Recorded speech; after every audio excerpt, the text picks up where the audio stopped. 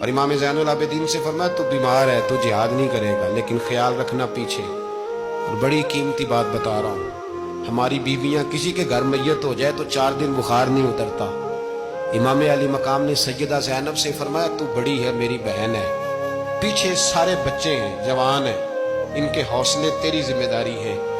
صبح جنگ کا طبل بجنے لگا، فجر کی نماز پڑھی، سورج چڑھا، 10 محرم کا دن، جمعے کا وقت، جناب سیدنا امام حسین رضی اللہ تعالیٰ عنہ نے ریت پر سجدے کیے، لمبے سجدے، لمبی نماز، سورۃ الشمس کی آیات دوسری رکعت میں پڑھی تو سارا کربلا گونجنے لگا۔ کیا انداز تکلم تھا امام علی مقام کا۔ نماز مکمل ہوئی تو حور بن یزید، عمر بن سعد اور شیمر سے کہنے لگے واقعی حسین سے لڑو گے؟ پتہ نہیں کون ہے۔ قل لا اسألکم علیہ اجرا، تم نے نہیں پڑھا؟ الا المودۃ فی القربى، تمہاری آنکھیں بند ہیں۔ الحسن والحسین سید الشباب اہل جنہ، تمہیں نہیں پتا؟ کہنے لگا چپ کر، حکومت نظر آ رہی ہے۔ اور بن یزید کہنے لگے پھر میرا بھی فیصلہ سنو، مجھے حکومت نہیں چاہیے، مجھے جنت چاہیے۔ حکومت نہیں چاہیے۔ امام حسین کی پہلی فتح دیکھیں، اور بن یزید ایڑی لگا کے نا یزید کے لشکر سے نکل کے امام حسین کے لشکر میں شامل ہو گئے، اور پہلا شخص جس نے امام حسین کو روکا، امام حسین کے نام پر پہلا سر بھی اسی شخص نے کٹایا۔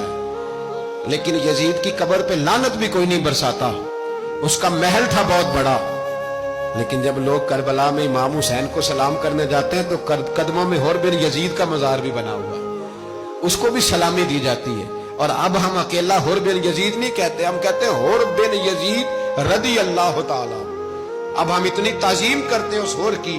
جناب امام حسین کو میدان میں کھڑا کیا گیا، جہاد کا طبل بجا، پہلے خدام آئے، اور سن لو آج وہ پتہ نہیں بازاری سے لوگ چڑھ گئے ہیں سٹیجوں پہ، بازاری سے، نہ چہرے پہ داڑھی ہے، نہ سر پہ کوئی کپڑا ہے، بازاری لوگ ہیں، بھاگ رہے ہیں، بازو چڑھائے ہوئے ہیں، بٹن کھولے ہوئے ہیں، تماشا بنا دیا۔ سننے والوں کا بھی اللہ ہی حافظ ہے، وہ سٹیج پہ اہل بیت کی شان بیان کرتا ہے، بھاگ کے ادھر جاتا ہے، یہ کوئی طریقہ ہے؟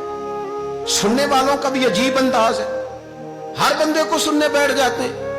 دین مہذب ہے، تہذیب والا ہے، دلائل رکھتا ہے، دین وقار رکھتا ہے، ایسے لوگ اب دین بیان کریں گے؟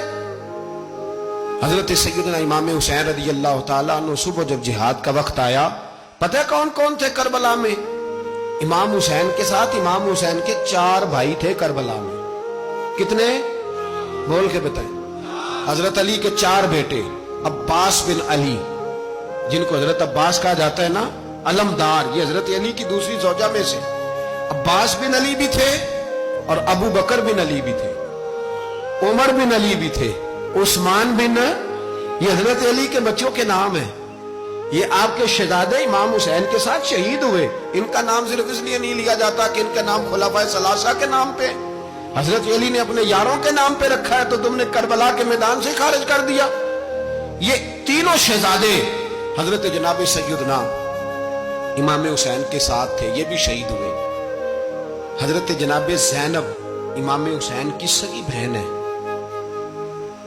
ان کے 2 بچے تھے، اون و محمد۔